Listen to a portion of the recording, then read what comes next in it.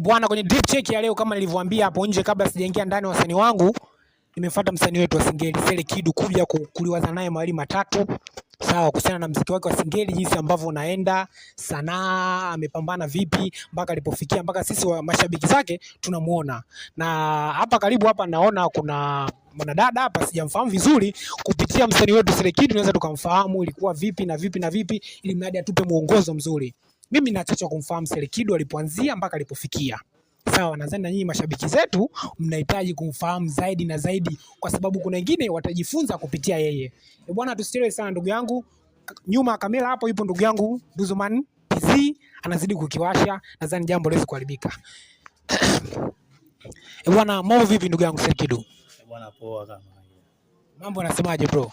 Tunamshukuru Mungu ndugu yangu.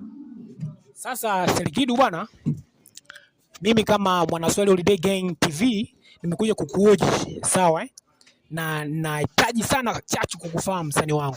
You know me?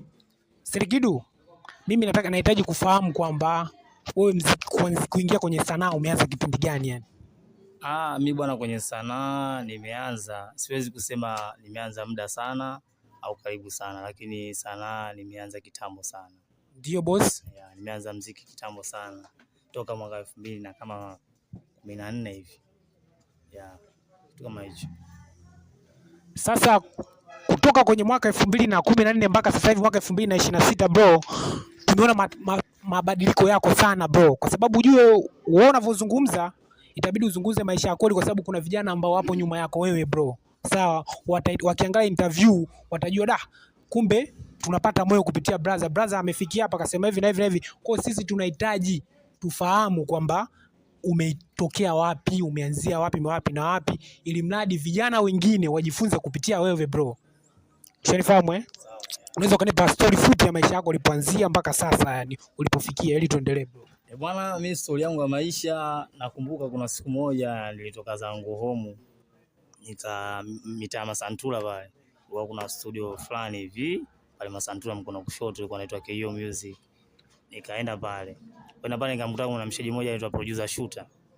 Kaingia ndani, kagonga, kafunguliwa mlango, kama mshaji mmoja nikamkuta anaitwa Shabix. Kaambia kaka vipi, poa mzima? Bwana, namtaka producer. Kaambia producer sasa hivi amelala mpaka baadaye. Kaambia producer amelala, lakini mimi niko na shida naye muhimu, tunafanyaje? Akasema basi subinga kuitia. Una jambo gani? Nikamwambia mimi na shida naye. Basi kweli nikaitoa producer pale, nikakaa naye, nakumbuka nilikaa naye nje pale. Sikubahatika kuingia ndani.